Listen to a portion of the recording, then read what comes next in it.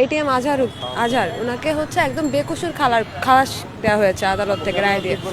আপনারা এটা জানেন যে মানে বেকসুর খালাস মানে কি, মানে তার কোনো প্রকার অপরাধ ছিল না, অথচ এটা একটা প্রমাণিত তথ্য যে ওই মুক্তিযুদ্ধের সময় তিনি যেই ছাত্র সংঘ সরাসরি আলবদরে যিনি জড়িত ছিলেন এবং ছাত্র সংঘে রংপুর জেলার সভাপতি ছিলেন।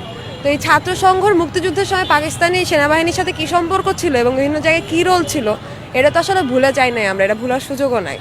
তো সেই জায়গায় বেকসুর খালাস কীভাবে দেওয়া হলো সেটা নিয়ে অবশ্যই প্রশ্ন জাগতে পারে।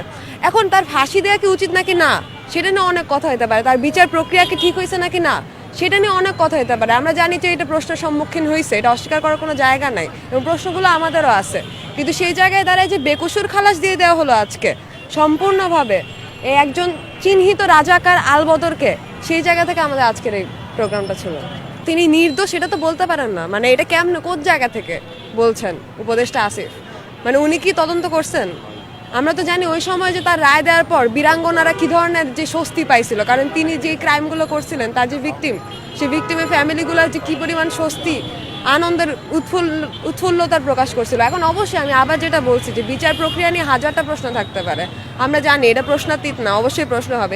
এমনকি মৃত্যুদণ্ড যে রায় ফাঁসি নিয়েও এখন নানান ধরনের আলাপ আছে দুনিয়ায়, যে ফাঁসির পক্ষে বিপক্ষে, ফাঁসির জায়গায় একটা ভালো শাস্তি কী হইতে পারে সেই ক্ষেত্রে, এগুলো নিয়ে হাজারটা কথা হইতে পারে। কিন্তু নির্দোষ কিংবা যে বেকসুর খালাস দেওয়া হচ্ছে তৎকালীন ছাত্র সংঘের যে সভাপতি ছিল একটা জেলার, তাকে সেই জায়গায় তো তাহলে তো এটা তো আসলে ভাই বেইমানি, এটা ডিরেক্ট বেইমানি।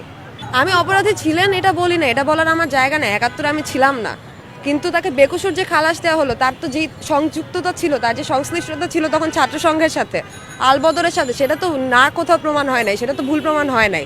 হয়েছে কি? হয় নাই। আজকেও আপনি ঢুকে দেখেন ফেসবুকে হাজারটা প্রমাণ নেই, যারা মুক্তিযুদ্ধ নিয়ে কাজ করে আসছে তারাই দিতে পারবেন।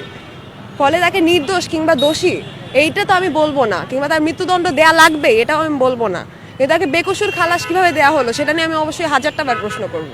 আগের মতো নাই, আগের মতো তো বলা যাবে না, কিন্তু সে দেখা যায় বাংলাদেশের বিচার ব্যবস্থা স্বাধীন হয় নাই। আগে একটা গোষ্ঠীর একচ্ছত্র আধিপত্য ছিল, এখন আরেকটা গোষ্ঠীর একচ্ছত্র আধিপত্য কায়েম হয়েছে। জামাতের এটিএম আজহারের মুক্তি নিয়ে বামপন্থী শিক্ষার্থী যে যুক্তি দিয়েছেন, আপনাদের যদি ভালো লাগে চ্যানেলটি সাবস্ক্রাইব করুন, কমেন্টস করুন। ধন্যবাদ। আসসালামু আলাইকুম।